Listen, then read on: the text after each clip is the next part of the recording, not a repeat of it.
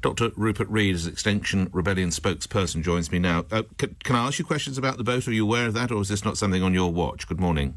Oh, yes, I'm aware of the boat, and there's going to be boats all over the country today, in fact. I see. Can you tell me which cities? The five just mentioned, plus some others. For example, there's one in Norwich as well. Where are you getting the boats? Are people volunteering their boats? Where do you get them from? I think the boats are being got from things like Gumtree, you know, they're sort of second-hand boats or boats that would be disposed of, that kind of thing. I see, so they're effectively on their last legs. Why boats, Dr. Read? Well, the symbolism there is very clear. What this is about the sea level rise that is coming our way inevitably, I'm afraid, over the next generation or two, and that if we don't get our act together on climate, we'll take out much of our coastline, submerge the centre of cities like London. Imagine, for example, Nick, London without the tube being flooded. That's the future if we don't rein in dangerous climate change. And how long will the boats be in position, Dr. Read? Well, that remains to be seen exactly, but our hope is that the one on the Strand that you've just heard about will be there for a week. You want to stop that part of London for a week? Yes, what we'd like to do is to continue our rebellion, which was so successful in April and got so much of the country behind it, so that now the clear majority of the country recognise that there's a climate emergency and the environment has become the third most important issue to people above the economy, above immigration. And to do that, obviously what we have to do is do non-violent direct action, and we'll carry on doing that. We'll carry on with our rebellion until there's serious government action in response to this absolute crisis that we face.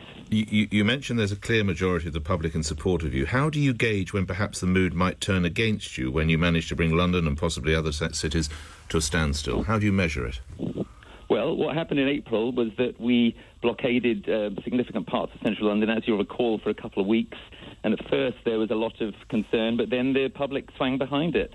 How do you know that? We know that from opinion polls, Nick. The opinion polls that were taken at the end of the rebellion showed 67% of people in Britain recognising that there's a climate emergency, 77% of people saying they'd be willing to vote differently to address this emergency and that the government should do much more on it. I can cite you a lot more figures if you want.